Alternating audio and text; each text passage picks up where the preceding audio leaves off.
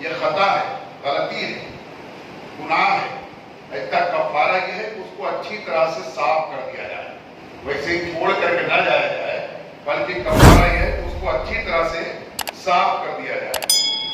حضرت انس بن مالک رضی اللہ عنہ سے روایت ہے کہ رسول اعظم نور مجسم صلی اللہ علیہ وسلم نے ارشاد فرمایا کہ مجھ پر امت کے ثواب پیش کیے گئے، یہاں تک کہ تنکا جو مسجد سے کوئی باہر کر دے، اور گناہ پیش کیے گئے تو اس سے پڑھ کر کے کوئی گناہ نہیں دیکھا کہ کسی کو قرآن مجید کی کوئی آیت یا سورت دی گئی اور اس نے اسے بھلا دیا۔ اللہ اکبر۔ نبی اسلام فرماتے ہیں کہ مجھ پر میری امت کے تمام اعمال پیش کیے جاتے ہیں، نیکی بھی اور گناہ بھی۔ پاک فرما رہے ہیں کہ ثواب پیش کیے گئے تو میں نے اس میں دیکھا کہ اگر کسی نے مسجد سے کوئی تنکا بھی باہر پھینک دیا، مسجد سے کوئی تنکا، کوئی کچرا معافی سے اگر کوئی باہر نکال دیا کہ مسجد میں یہ نہیں رہنا چاہیے، اس حساب سے فرمائی یہ کہ اس کے نیکیوں میں لکھ دیا جاتا ہے۔ یعنی اسے انسان جو بہت معمولی سا بھی کام سمجھے، تو کیونکہ قرآن میں اللہ تعالیٰ فرماتا ہے کہ ان اللہ لا یضیع اجر من احسن عملا، کہ بے شک اللہ تعالیٰ تمہارے کسی بھی عمل کو ضائع نہیں کرتا۔ تم چھوٹے سے چھوٹا عمل کرو، اللہ تعالیٰ اس کو بھی تمہارے نامہ اعمال میں لکھ کرواتا ہے، اس کا بھی اجر دے گا۔ کتنا بھی چھوٹا عمل تم کرو، اگر وہ اچھا عمل، نیک عمل، نیکی کے ساتھ، نیت، اچھی نیت کے ساتھ تم نے کر لیا، اللہ فرماتا ہے اس کا اجر ضائع نہیں فرمائے گا، بلکہ اس کا بھی تم کو اجر عطا فرمائے گا، ثواب عطا فرمائے گا، اس کا بدلہ عطا فرمائے گا۔ اور نبی علیہ السلام فرمایا کہ اگر کوئی معافی سے تنکا بھی، صفائی کی نیت سے بھی مسجد میں تنکا اچھا نہیں، اس نے تنکا گرا دیا، کہاں سے تنکا آ گیا؟ بعض اوقات تم بیٹھے رہتے تو بیٹھے بیٹھے اپنا ناخن اس طرح سے کرتے رہتے، کبھی کوئی پیر کا کرتے رہتا ہے، کوئی ہاتھ کا کرتے رہتا ہے، کوئی کہیں کی چپڑی وغیرہ توڑتے رہتا ہے، کرتے رہتا ہے، اور جو کچھ ہوتا ہے مسجد میں ہی گرا دیتا ہے۔ یہ فرمایا کہ سخت گناہ ہے، مسجد کے احترام کے سخت خلاف ہے۔ مسجد کیا ہے؟ یہ اللہ کا گھر ہے۔ ہم کیا ہیں؟ اللہ کے مہمان ہیں اور ظاہر الہی ہے، اور اس کے گھر میں آ کے کوئی گندگی کرے، کچرا کرے، فرمائے اللہ کی شان اس کے گھر کے تقدس کے خلاف ہے۔ یہ وہ پاک گھر ہوتا ہے مسجد۔ تو فرمایا اگر کسی دوسرے نے دیکھا کہ کوئی تنکا گرا ہوا ہے، کوئی ناخن پڑا ہوا ہے، اس کو اٹھا کے باہر کر دیا، جو اللہ تعالیٰ اس کے نامہ اعمال میں نیکیوں کے فہرست میں اس کو جو تو درج فرما دیتا ہے۔ اور فرمایا نبی اسلام نے کہ اس سے پڑھ کر کے کوئی گناہ نہیں دیکھا، یعنی گناہوں کو فہرست میں جب میرے سامنے پیش کیے گئے میرے امت کے گناہ، فرمایا کہ اس سے پڑھ کر کوئی گناہ نہیں دیکھا کہ کسی کو قرآن پاک کی کوئی سورہ دی گئی، کوئی آیت یاد کرائی گئی، کوئی سورہ یاد کرائی گئی، اللہ کے فضل سے اس کو کوئی سورہ یاد آ گئی، یاد ہو گئی، لیکن اس نے اس کو بھلا دیا، اس کو پڑھا نہیں، اس کو بھلا دیا، بھول گیا، فرمایا یہ بہت بڑا گناہ ہے کہ اللہ کے فضل سے اس کو قرآن پاک کی آیت یا سورت اس کو یاد آئی، یاد کرائی گئی، یاد ہو گئی، اور پھر اس نے بے عملی کی وجہ سے، اس پر عمل نہ کرنے کی وجہ سے اس کو بھلا دیا، فرمایا یہ بہت بڑا گناہ ہے، یہ بہت بڑا گناہ ہے۔ آج ہم میں بہت سارے ایسے لوگ پائے جاتے ہیں اللہ ماشاءاللہ جو خود اس بات کا اعتراف کرتے ہیں، حالانکہ نہیں کرنا چاہیے، کہ ارے جب ہم مدرسے میں پڑھتے تھے بچپن میں 20 سورتیں یاد، 10 سورتیں یاد تھی، لیکن وہ اب بھلا گیا۔ یہ کہنا نہیں چاہیے، یہ اپنے گناہ پر گواہ جمع کرنا ہو گیا۔ ایک تو بھلا دیا، گناہ کیا، دوسرے لوگوں کو بول بول کے گواہ بھی بنا رہا ہے کہ میں نے بھلا دیا۔ تو یہ کسی سے بلکہ کوشش کرنا چاہیے، توبہ استغفار کر کے کوشش کر کے پھر دوبارہ یاد کریں۔ جو چیز ایک مرتبہ یاد ہو جاتی ہے، پھر اگر وہ بھول گئی کسی وجہ سے خدا نہ خواستہ، پھر دوبارہ اس کو یاد کرنا بہت آسان ہوتا ہے، کیونکہ کچھ تو پرانی یادیں باقی رہ جاتی ہیں اور کچھ پر ہی اس کو محنت کرنا ہوتی ہے، تو بہت جلدی سے یاد ہوتی ہے۔ تو ایسا نہ ہو کہ آپ پوری طرح سے بھول جائیں اور اللہ کے عذاب کو مستحق ہو جائیں، اس لیے اس کو کسی کو بولتے بتانے کے بغیر خود اس کو مشق کر کے محنت کر کے دوبارہ پھر یاد کر لینا چاہیے۔ تو فرمایا کہ یہ بہت بڑا گناہ ہے کہ کوئی ایک سورت یا آیت کسی کو یاد ہوئی اور پھر اس نے اس کو بھلا دیا۔ یہ بڑا گناہ ہے. تو لہذا ہمیں چاہیے ہم سورتوں کو یاد کریں, اس پر عمل کریں, اس کو پڑھیں. ابھی دیکھیے ہمارے ہاں اہل سنت و جماعت کا کتنا بہترین طریقہ ہے. جس بھی عالم دین نے, جن لوگوں نے, علماء کرام نے یہ فاتحہ کا طریقہ نکالا, اب وہ مستحب ہے, واجب ہے کہ سنت ہے, مسنون ہے, کیا ہے, جو بھی ہے ایک جائز عمل ہے, مباح عمل ہے, لیکن کم از کم آج فاتحہ کی وجہ سے کتنے لوگوں کو چاروں کل یاد رہتے ہیں. کم سے کم چاروں کل اور سورہ فاتحہ یاد رہتے, کم سے کم اتنا تو یاد رہتا ہے فاتحہ کرنے کی وجہ سے. تو ایسے اچھے اعمال کو اور فروغ دینا چاہیے, اس کو اور لوگوں تک پہنچانے کی کوشش کرنا چاہیے کہ فاتحہ کریے. کوئی سوچتے ہیں فاتحہ میں کیا کیا پڑھا جاتا ہے, سورہ بقرہ پڑھا جاتا ہے کیا؟ ان کو بتاتا ہے سورہ بقرہ پڑھنا ضروری نہیں ہے, جو سورتیں تم کو یاد ہے وہی پڑھ کے سارے ثواب کر دو, وہی فاتحہ ہے. لوگ بیچارے فاتحہ کرنے کے لیے, سارے ثواب کرنے کے لیے کس کو ڈھونڈتے پھرتے ہیں. آج کل کو یاد آ گئی بات, آج کل یہ مسئلہ نکل گیا ہے, نہ جانے کہاں سے اور پھیلاتے ہیں کہ کچھ لوگ جو ہے قرآن شریف پڑھ کر کے اپنے پاس رکھے رہتے ہیں, اس کو بخشتے نہیں ہیں, یہ سارے ثواب نہیں کرتے کسی کے لیے, بلکہ وہ بتاتے ہیں کہ میں نے اپنے لیے 5 قرآن پڑھ کے رکھا ہے, یعنی جیسے بینک بیلنس کر کے رکھا ہے. ابھی ہمارے رشتے دار کے ہاں خاندان میں سے عید کے واسی کے دن میں ملاقات کے لیے گیا ہوا تھا, تو وہاں بھی گھر کے لوگ مجھ سے پوچھنے لگے اتفاق سے, یعنی ایک گھر کے لوگوں نے پوچھا, پھر دوسرے گھر والے نے پھر وہی مسئلہ پوچھا کہ اپنے لیے قرآن پڑھ کے جمع رکھنا یہ کیسا ہے, یہ کیسا ہے. تو میں نے ان کو بتایا یہ درست نہیں ہے. جمع رکھنے سے کیا مراد ہے؟ یہ کوئی جو سوئٹزرلینڈ کی بینک ہے کیا کہ تم نے جمع کے وہاں جمع کر دیا سب مال اور تم سائن کرو گے تبھی تم کو ملے گا؟ اب مر گئے نہ تم کو ملا, نہ کسی کو ملا, نہ وارثی کو ملا, کہاں گیا تم؟ جہنم میں گیا. تو جب ہم اور آپ, کوئی بھی مسلمان جب قرآن پاک کی تلاوت کرتا ہے, ایک حرف پڑھتا ہے, ایک حرف کی بھی نیکی اس کو مل جاتی ہے. اس کو ایسا نہیں جمع کرے ہیں تو ملے گی نہیں, دے دیے دوسرے کو تو ہم کو نہیں ملے گا. اور میں جس قدر چاہو جتنے بھی مسلمانوں کے لیے یہ سال ثواب کر دو, ان سب کو اللہ تعالیٰ کے خزانے سے اللہ عطا فرمائے گا, اور تمہارے میں سے کچھ کم نہیں ہوگا. جمع کر کے اس کو فقیری مت کرو, تمہارے میں سے تم کو برابر ملے گا, اور جن کی نیت کر لو وہ سب کو بھی ملے گا. آج یہ کر رہا تھا کہ قرآن پاک پڑھو, بار بار پڑھو, جو سورتیں آیتیں یاد ہو گئی ہیں ان کو بار بار پڑھو تاکہ بھولا نہ جائے, تاکہ یاد رہے, اس کو پڑھتے رہا کرو. اور فاتحہ پڑھنے میں کوئی ضروری نہیں ہے کہ آپ چاروں کل پڑھیں گے, سورہ بقرہ کی آخری آیتیں پڑھیں گے اور سورہ یاسین پڑھیں گے, آیت الکرسی پڑھیں گے تبھی فاتحہ ہوگی. جو سورتیں یاد ہے وہ پڑھ کر کے, اولا کے کچھ بھی پڑھ کر کے آپ کے سارے ثواب کر دو, یہی فاتحہ ہے.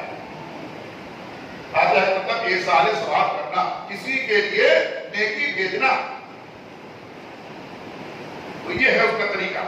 تو فرمایا یہ پڑھ کر کے بھلا دیا یاد کر کے یہ بہت بڑا گناہ ہے. یہ نبی اسلام فرمائے. حضرت ابو امامہ رضی اللہ عنہ سے روایت ہے کہ سرکار کائنات علیہ السلام نے ارشاد فرمایا, مسجدوں کو بچوں اور پاگلوں, خرید و فروخت کرنے والوں اور جھگڑے کرنے والے اور بلند آواز کرنے والے اور حکومت قائم کرنے والے اور تلوار کھینچنے والوں سے بچاؤ. اب دیکھیے یہ آج اس کے بھی خلاف کہیں عمل ہوا ہے. نبی علیہ السلام نے فرمایا کہ مسجدوں کو بچوں سے محفوظ رکھو, بچوں سے بچاؤ.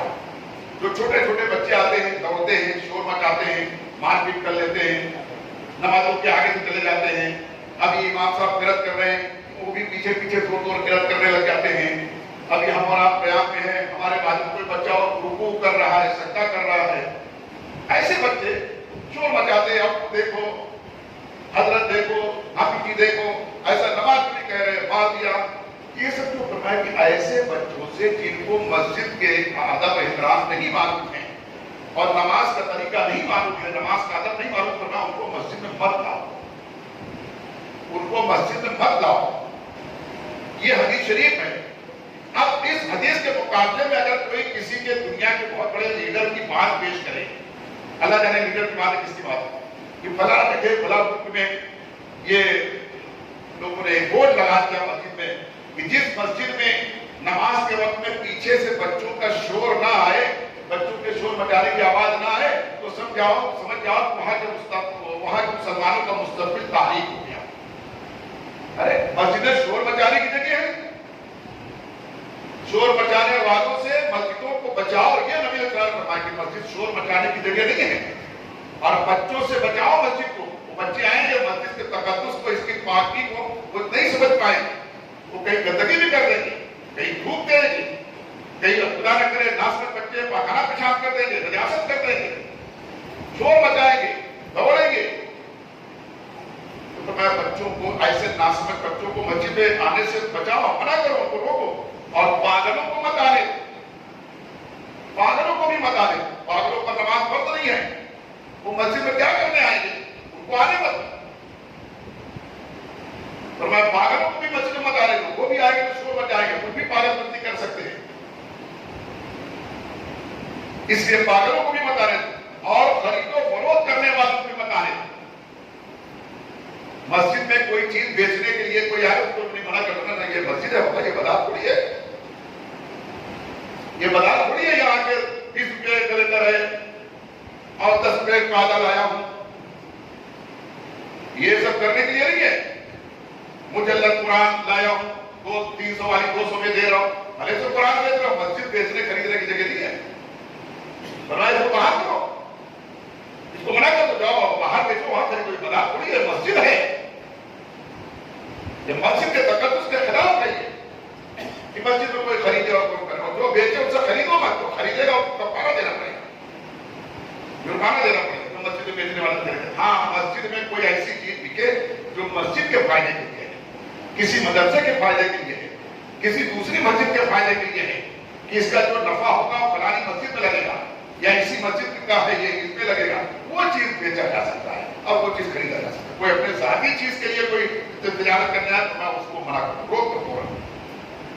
इस तरह से कोई मस्जिद में आके कोई जाती अपने लिए कोई सवाल करे, मैं बहुत मजबूर हूं, मेरे बच्चों की शादी पड़ गई है, हाँ? और कोई आदमी आते, मेरे 3 बच्चियां यतीम है, तू खुद ही अभी बाप खड़ा है, बच्चे यतीम कैसे हो गए? मेरी यतीम बच्चियों की शादी है, तो खुद बाप खड़ा है, बच्चियां यतीम कैसे हो गई? पहली बात। दूसरे, यतीम बच्चियां इतनी छोटी, तो क्यों शादी कर रहे हो? तरफ पढ़ने दो उसको, यतीमी के दौर से निकल जाने को। नहीं तो ऐसे तो सभी दुनिया में यतीम है ना, किसके माँ बाप सब जिंदा रहते हैं हमेशा? मैं भी यतीम, आप भी यतीम, जिसके बाप नहीं है। तो ऐसे भी फरमाया, जो अपनी जात के लिए मांगने के लिए खड़ा हो तो फौरन बैठ जाओ, या जो मांगना है अल्लाह से मांगो, ये बंदों से मांगने की जगह नहीं, इधर बैठ जाओ, वो नमाज पढ़ो, अल्लाह से मांगो। ये अल्लाह का घर है, बंदे का घर नहीं है। ये यहाँ अल्लाह से मांगो जो मांगने का, बंदों से मांगने के लिए खड़े मत हो जाओ, मना कर देना चाहिए, ट्रस्टियान की जिम्मेदारी है। मगर चल गया है, लोग नहीं मना करते, इमाम साहब की नहीं मना करते, बात जगह ऊपर लोग शक करते, लगता है इमाम साहब का कमीशन है क्या, या बाकी साहब का कमीशन है क्या, पकड़ के लाए, आधा आधा बांट लेंगे। मना करना जिम्मेदारी है, ट्रस्टियान की जिम्मेदारी है, इमाम को अख्तियार है, जो जहां पर उनको इमाम की मौलवी साहब जहां पर अख्तियार वाले हैं, उनको भी जिम्मेदारी है, उसको मना करें, बाबा बैठ जाओ, हमको बोला गया कोई ऐसा आएगा तो मना कर देगा, ये सब जिम्मेदारी है। तो मस्जिद में खरीद और फरोख्त करने वाले को भी मना कर दिया जाए, झगड़े और बुलंद आवाज करने वाले को भी रोक दिया जाए, ना आने दिया जाए। जो बहुत जोर जोर बोलते हैं, कोई बहुत जोर जोर बोलते हैं, उनको मना करें, आहिस्ता बोलो, मस्जिद है, नहीं मेरी आवाज ही ऐसी है, तो निकल बाहर जा, निकल चौराहे पे जाकर आवाज बुलंद कर, ये मस्जिद है, यहाँ बुलंद आवाज करने की जगह नहीं है। यहाँ कोई को मना कर, आहिस्ता बोलो, मस्जिद है भाई, नहीं मेरी आवाज ही ऐसे, तो फिर तो मस्जिद मत निकल, या तो खामोश है। जब तेरी आवाज ही तरह खराब भैंस की तरह है, गधे की तरह, और मैं सबसे बुलंद आवाज गधे की है और सबसे पसंदीदा आवाज भी गधे की है, तो सबसे नापसंदीदा आवाज भी गधे की है। तो ऐसी आवाज बुलंद करने, मस्जिद में झगड़ा करने, आवाज बुलंद करने, गालियां बकना, शोर करना, ये सब मस्जिद के इहतराम के खिलाफ है, इसके अदब के खिलाफ है। ऐसा कोई करे फौरन उसको मना करो, बाहर करो। और तलवार खींचने वाले, झगड़ा करने वाले, जो मस्जिद में झगड़ा करें, तो मैं उनको भी मत आना। कोई रहते, जब आते लगता है नियत करके घर से आ रहे थे, आप झगड़े करें,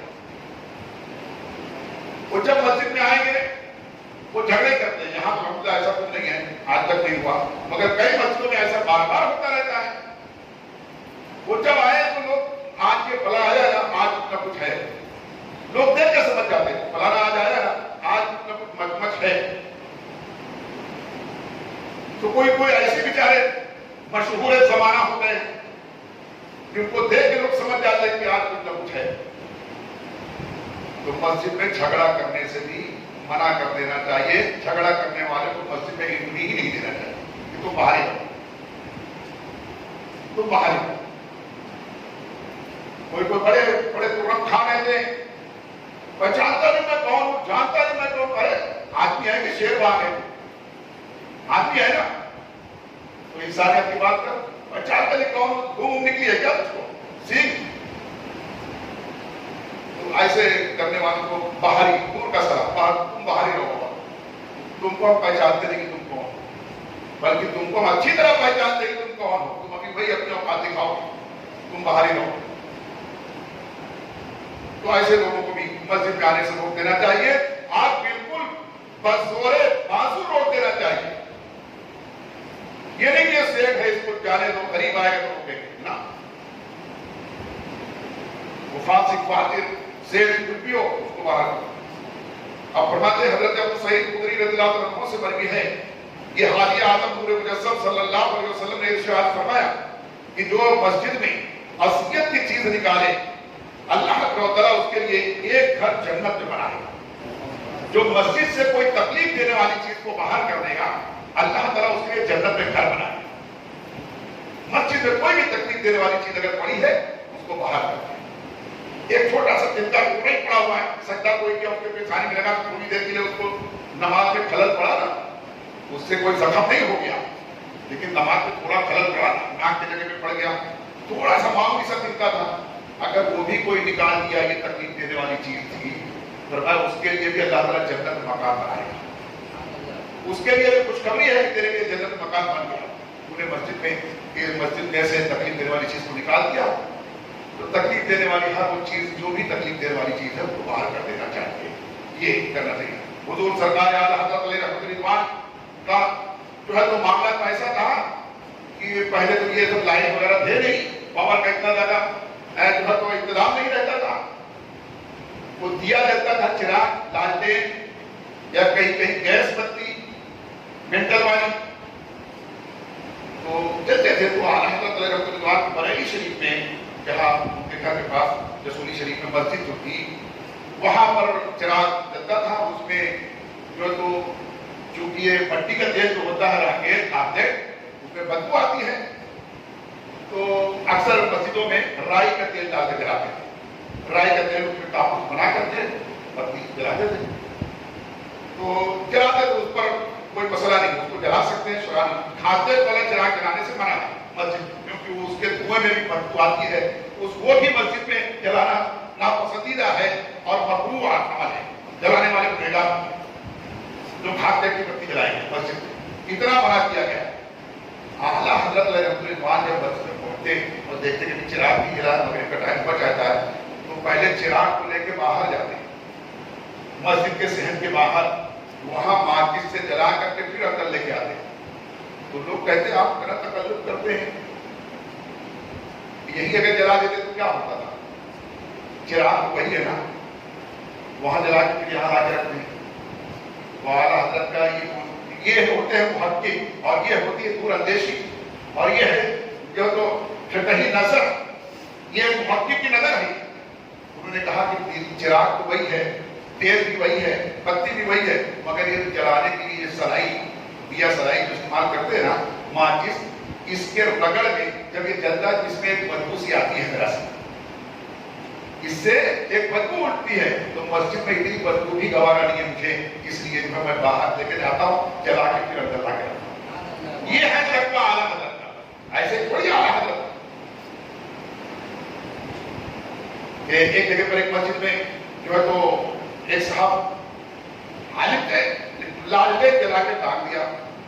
तो आमतौर से लालटेन में जो है खापलेट ही जलता था उसका, लालटेन में और गैस बत्ती में खापलेट ही डाला जाता, तो उसमें राई का तेल नहीं डाला जाता। राई का तेल दिया वाले चिराग में डाला जाता। तो आला हज़रत वहां पहुंचे, कहा अरे तुमने लालटेन जला दिया, ये मस्जिद में खापलेट वाला ये लालटेन नहीं जलाना चाहिए। آپ لالٹین جلا دیے. تو انہوں نے کہا کہ حضرت یہ لالٹین میں رائی تو کیا کہتے ہیں کھاپلیٹ نہیں ڈالا, مٹی کا تیل نہیں ڈالا, مٹی کا تیل نہیں ڈالا, بلکہ میں نے اس کے چراغ کو خالی کو تیل میں بھگا کر کے رکھ کر کے اور اس میں جو ہے تو رائی کے تیل سے جلایا. چونکہ مشہور یہ تھا اس وقت میں لالٹین میں کھاپلیٹ ہی ڈالا جاتا تھا, لوگوں میں مشہور یہی تھا. اعلیٰ حضرت نے فرمایا کہ ایسا کرو تم دروازے پر لے کے لالٹین کھڑے رہو, جو بھی آئے گا اس کو بولنا بھائی اس میں کھاپلیٹ نہیں ہے رائی کا تیل ہے, اس میں کھاپلیٹ نہیں ہے رائی کا تیل ہے. ورنہ دنیا یہی جانتی ہے کہ لالٹین میں رائی اور کھاپلیٹ ہی جلتا ہے, تو یہ کہیں تمہاری وجہ سے آگ نہ ہو جائے, سب کھاپلیٹ جلا لے مسجدوں. تو یہ دروازے پہ لے کے کھڑے رہو تو جو بھی آج کو بتاتے جاؤ کہ اس میں کھاپلیٹ نہیں ہے, مٹی کا تیل نہیں ہے, اس میں رائی کا تیل, سب کو بتاتے جاؤ. یہ تھا, یہ نظر تھی, اور یہ تقویٰ, یہ پرہیزگاری تھی. تب جا کے گناہ آدمی جتنا پرہیزگار ہوگا اس کی جو ہے تو قوت حافظہ اتنا ہی مضبوط ہوگا, اس کا ایمان اتنا مضبوط ہوگا جتنا پرہیزگار ہوگا. تو ایسا ہی نہیں, بڑھاپے میں اعلیٰ حضرت نے پورا قرآن 1 مہینے میں حفظ کر دیا, اتنا حافظہ مضبوط تھا. روز سنتے, ایک بار حفظ کرتے, ایک بار تراویح میں سنا دیتے. روزانہ حافظ قرآن نہیں تھے. اعلیٰ حضرت نے رحمۃ اللہ بات آئی موقع سے میں عرض کر دیا میں نے کہ آپ پہلے حافظ قرآن نہیں تھے, لیکن لوگ کوئی آتے جاتے رستے میں, جیسے ہم کو آپ کو بھی کوئی بھی داڑھی والے دیکھ کے بچے لوگ یا کوئی بڑے لوگ حافظ جی السلام علیکم کہتے رہتے ہیں, حافظ جی السلام علیکم کس طرح کہتے رہتے ہیں. تو اعلیٰ حضرت کو بھی لوگ ایسے کوئی کوئی خط میں بھی لکھ دیتے, کہیں سے خط خود آتے اس میں بھی حافظ امام احمد رضا مولانا صاحب السلام علیکم, بعد السلام علیکم کہ میں یہ چاہتا ہوں میرے خیر خیریت ہوتی. آپ نے دیکھا میں کس کو منع کرنے جاؤں کہ میں حافظ نہیں ہوں, اور کب تک منع کروں, کس کو منع کروں, جس کو دیکھو وہی حافظ ہی کہہ دیتا ہے. اس سے بہتر یہ ہے کہ میں حافظ ہو ہی جاتا ہوں. تو آپ نے کوشش کیا, ہمت کیا, نیت کی, اللہ تعالیٰ نے آسان کر دیا, اور آپ نے 29 شعبان کو قرآن پاک کو حفظ کرنا شروع کیا. پہلے رمضان سے روزانہ تراویح میں ایک ایک پارہ سوا پارہ جو بھی ہوا سناتے چلے گئے, اور اسی مہینے میں یاد کیا اور پورا تراویح میں سنا دیا. تو جتنا پرہیزگاری کریں گے, جتنا پرہیزگار ہوں گے, اتنا ہی قوت حافظہ مضبوط ہوگا, اتنا ہی ایمان مضبوط ہوگا. اس سے تمام چھوٹی چھوٹی باتیں جسے ہم سمجھتے ہیں, ان سے بھی ہمیں بچنے کی پوری کوشش کرنا چاہیے, اور پرہیزگار بن کر کے جینے کی کوشش کرنا چاہیے. یہ دنیا کیا ہے, یہ دنیا تو ہمیں گھما پھرا کر کے جہنم کی طرف لے جانے کی کوشش میں ہے. ہمیں چاہیے کہ اس سے چھٹکارا حاصل کر کے جنت کی طرف جانے کی کوشش کریں. ہم کو یہ حکم ہے نا, جو کہا نا کسی نے کہ اگر چبت ہے زمانے کی آستینوں میں, ہمیں ہے حکم خدا لا الہ الا اللہ. ہمیں تو اللہ کا ذکر کرنا ہے, بھلے سے زمانے میں کوئی کچھ بھی جب رہا ہے, کوئی بھی کہہ رہا ہے, کچھ بھی فیشن چل گیا, کچھ بھی تو رواج چل گیا, ہم کو تو اپنے رب کی بندگی کرنا ہے, اپنے رب کا حکم ماننا ہے. ہمیں تو حکم خدا لا الہ الا اللہ, ہمیں تو یہ کرنا ہے. میرے دوستو, یہ چند باتیں میں نے آپ کے کچھ مطابق آج کرنے کی کوشش کی. اس میں کوئی غلطی ہو گئی ہو, اللہ تعالیٰ معاف فرمائے, آپ بھی معاف فرمائے. اور روزانہ آپ نصیب تعداد میں درس میں آنے کی اور اپنے دوست احباب کو بھی لانے کی کوشش کریں. اللہ تعالیٰ تمام حاضرین کی حاضری قبول فرمائے.